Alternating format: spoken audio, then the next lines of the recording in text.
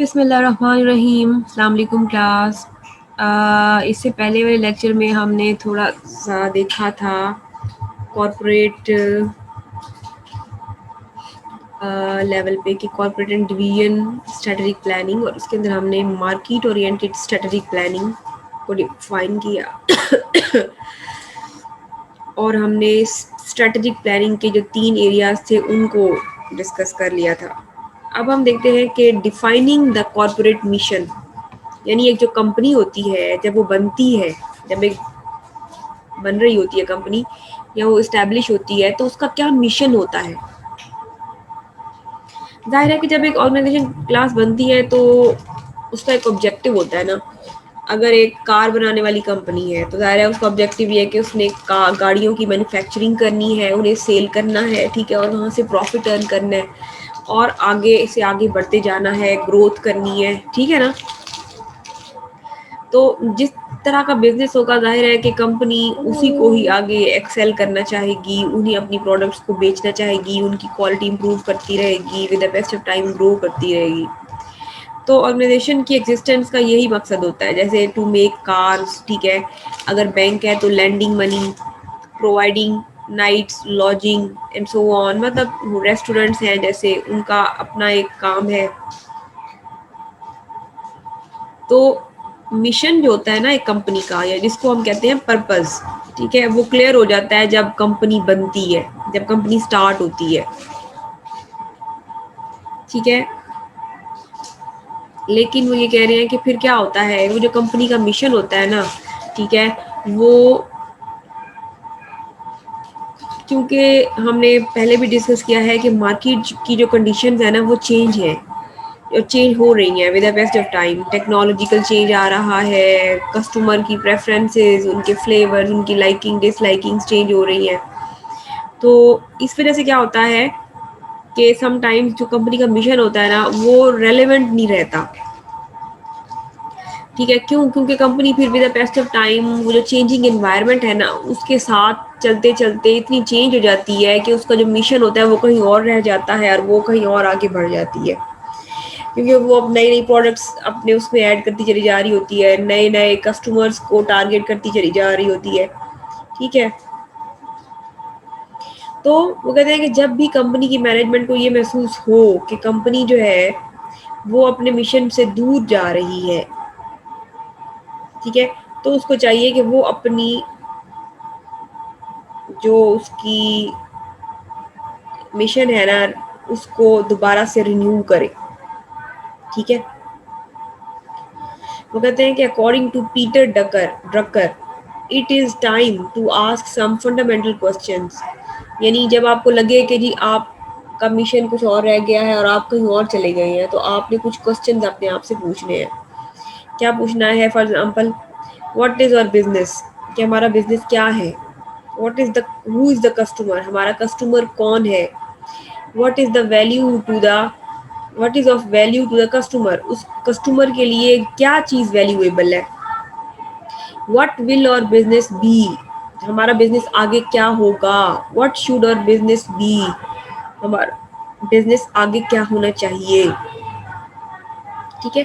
तो जो successful companies होंगी इन तमाम ये खुद से अपने से ये सवाल पूछेंगी और इनके आंसर्स ढूंढेंगी और फिर उसको शो करेंगी in the form of mission as well.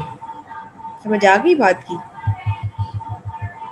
यानी कंपनी जो है ना उसको उसके मिशन में डिपिक्ट होना चाहिए। अगर मैं कहूँ, जैसे हम कहते हैं, हम अक्सर नेस्ले की कोई चीज़ यूज़ करें सॉरी तो हम कहते हैं जी इट्स समथिंग प्योर। क्यों? क्योंकि इसके हमारे माइंड में यही आता है कि इसका ताल्लुक जो है ना वो प्योर चीज़ों से है, ये प्योर होती हैं चीज़ें, इसकी इमेज बन जाता है।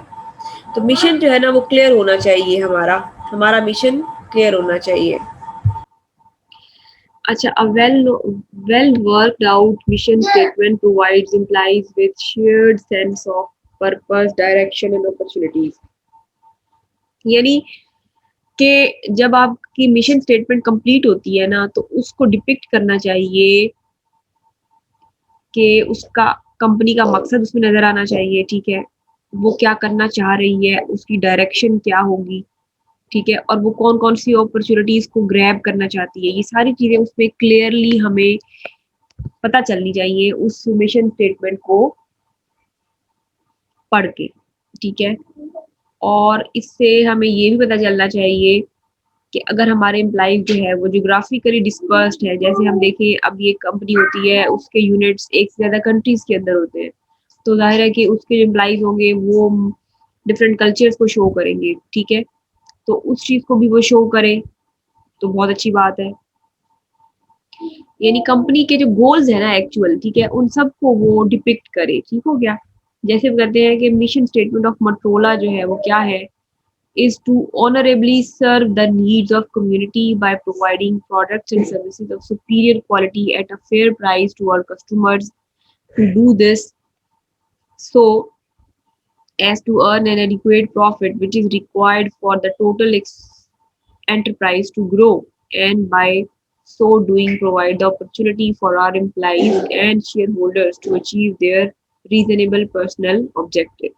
यानी देखिए इसमें सारी चीजें जो है ना वो क्लियर हो रही है मोटरोला की, कि ऑनरेबली वो क्या करना चाहता है, कम्युनिटी की नीड्स को फुलफिल करना चाह रहा है, ऐसी प्रोडक्ट्स और सर्विसेज प्रोवाइड कर रहा है क्योंकि क्वालिटी प्रोडक्ट्स हैं लेकिन प्राइसेस उसके फेयर होंगे, बहुत ज़्यादा नहीं होंगे। ठीक है, कस्टमर्स के लिए, और वो नॉर्मल एडिक्वेट प्रॉफिट्स अर्न करना चाहता है। ठीक है, ताकि उसकी जो कंपनी है वो ग्रो कर सके। ठीक है, और उसके जो एम्प्लॉइज है, ठीक है, और उसके जो शेयर होल्डर्स हैं उनको भी जो ऑब्जेक्टिव है वो भी वो उनके फुलफिल हो सके। ठीक हो गया।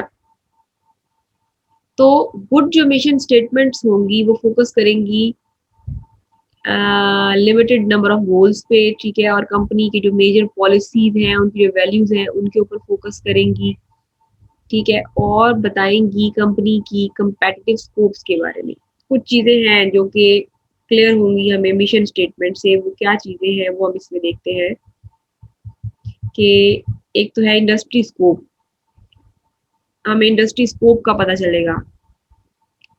देन इंडस्ट्री मीन के जैसे अगर एक कंपनी रेस्टोरेंट की कंपनी है तो उस रेस्टोरेंट कंपनी पूरी वो रेस्टोरेंट इंडस्ट्री है ना जिसके अंदर वो ऑपरेट कर रही है। ठीक है, उसके बारे में पता चलेगा या वो भी डिपिक्ट होगा आपकी मिशन स्टेटमेंट में। ठीक है, number 2, products and application scope, के कंपनी क्या क्या प्रोडक्ट्स प्रोवाइड कर रही है, इसको प्रोडक्ट लाइन भी कहते हैं समटाइम्स हम। जैसे आप देखें ना एक कंपनी होती है वो शैम्पू भी दे रही होती है, वो कंडीशनर भी ऑफर कर रही होती है, सोप भी ऑफर कर रही होती है। इस तरह की मतलब आपकी प्रोडक्ट लाइन क्या होगी। ठीक हो गया। फिर कॉम्पिटेंस स्कोप,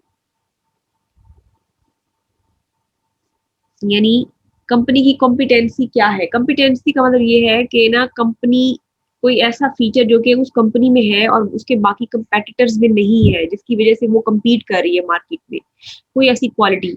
हो सकता है वो टेक्नोलॉजिकली एडवांस हो कंपनी। ठीक है, तो क्या चीज है जिसकी वजह से वो एक्सेल कर रही है, उसके बारे में आप बताएंगे। फिर मार्केट सेगमेंट स्कोप, कि आप किस किस्म के कस्टमर को सर्व कर रहे हैं। ठीक है, तो जैसे कुछ कंपनी होती हैं वो लग्जरियस प्रोडक्ट्स बनाती हैं और वो जो अप हाई क्लास जो लोग होते हैं उनके लिए वो चीजें होती हैं। ठीक है, फिर वर्टिकल स्कोप, वर्टिकल स्कोप क्या होगा, एक होता है हॉरिजॉन्टल और एक होता है वर्टिकल। ठीक है, वर्टिकल का मतलब होगा जैसे सीधी लाइन होती है एक, ठीक है ना, यानी नंबर ऑफ, जैसे आप कॉलम्स बनाते हैं और लाइन लगाते हैं, यानी number of channel levels from raw material to final product. अब देखें and distribution in which company will participate, यानी अब होता क्या है क्लास, होता ये है कि कंपनी जो होती है ना, कुछ कंपनीज छोटी कंपनीज होती है, कुछ कंपनीज ना बड़ी कंपनीज होती है। यहाँ पे मैं वर्टिकल स्कोप की बात कर रही हूँ। ठीक है, अब ना कुछ कंपनी जो छोटी होती है ना वो सिर्फ मैन्युफैक्चरिंग कर रही होती है। ठीक है, और मैन्युफैक्चरिंग के लिए इधर आपको पता है रॉ मटेरियल भी चाहिए होता है, रॉ मटेरियल वो कहीं और से ले रही होती है, आगे उसको जो उसकी सेलिंग होती है ना वो भी कोई और पार्टीज कर रही होती है। ठीक है, कुछ कंपनीज होती है जो कि ना सारे काम खुद भी कर रही होती है, यानी वो रॉ मटेरियल भी खुद ही प्रोड्यूस करेंगी, आगे मैन्युफैक्चरिंग भी खुद ही करेंगी और आगे उसकी सेलिंग भी खुद ही करेंगी। ऐसी कंपनीज भी होती है। जैसे मैं आपको मिसाल दूं एटलस होंडा की, बाइक्स बनाने वाली कंपनी है। ये ज्यादातर ना अपने जो स्पेयर पार्ट्स होते हैं इसके, ठीक है, वो ज्यादातर 90% ऑलमोस्ट ये ना खुद ही बना लेती है। कुछ चाइना से मंगवा लेती है, फिर मैन्युफैक्चरिंग खुद करती है। मैन्युफैक्चरिंग करने के बाद ना ये क्या करती है, आगे जो डिस्ट्रीब्यूशन होती है ना बाइक्स की, वो खुद नहीं करती। आगे ना इसने डीलर्स बनाए हुए होते हैं। डीलर्स अपने जो है ना वो स्टोर्स बनाते हैं बड़े बड़े, ठीक है, वहां पे कंपनी जो है ना उनको बाइक्स बेचती है और वो वहां पे उन्हें जो है वो आगे कस्टमर्स को सेल करते हैं। अब आप देखिए खाड़ी, खाड़ी मैन्युफैक्चरिंग खुद करती है। अब खाड़ी जो है, हो सकता है अगर इसके पास इसकी अपनी कोई मिल्स है जहाँ पे कॉटन मैन्युफैक्चरिंग हो रही है, तो रॉ मटेरियल भी ये खुद ही मतलब प्रोड्यूस कर रही होगी, ठीक है। आगे कपड़ा भी खाड़ी खुद बना रही होगी। आगे अब देखिए सेल भी तो ये खुद करती है, मतलब इसके अपने ही आउटलेट्स होते हैं जिसपे ये अपनी प्रोडक्ट्स को सेल करती है। तो ये वर्टिकल स्कोप बढ़ गया, ठीक है। कम कम काम करेगी तो जाहिर है वर्टिकल स्कोप कम होगा, ठीक है। ज्यादा कामों में इन्वॉल्व होगी तो जाहिर है कि उसका ये स्कोप बढ़ जाएगा। फिर ज्योग्राफिकल स्कोप, कि किन किन रीजन में हैं आप, कौन कौन से कंट्रीज में आप अपनी प्रोडक्ट बेच रहे हैं, ठीक है ना। जैसे आप देखिए खाड़ी जो एक इंटरनेशनल कह लें, मल्टी नेशनल है कि बहुत सारी कंट्रीज में ये ऑपरेट कर रही है और प्रोडक्ट्स जो है इसकी सेल हो रही है, ठीक है। तो ये इस तरह से ये जो चीजें हैं, ठीक है, रीडिफाइन करेगी वो अपनी मिशन स्टेटमेंट को और उसमें अपनी ये तमाम तर चीजें जो है वो डालेगी और उसको डालने की कोशिश करेगी ताकि सारी चीजें डिपिक्ट हो जाए उसकी मिशन स्टेटमेंट से। ठीक हो गया। ये जो है वो एक इम्पोर्टेंट चीज है जो कि हमने आज डिस्कस कर ली है। ठीक है क्लास।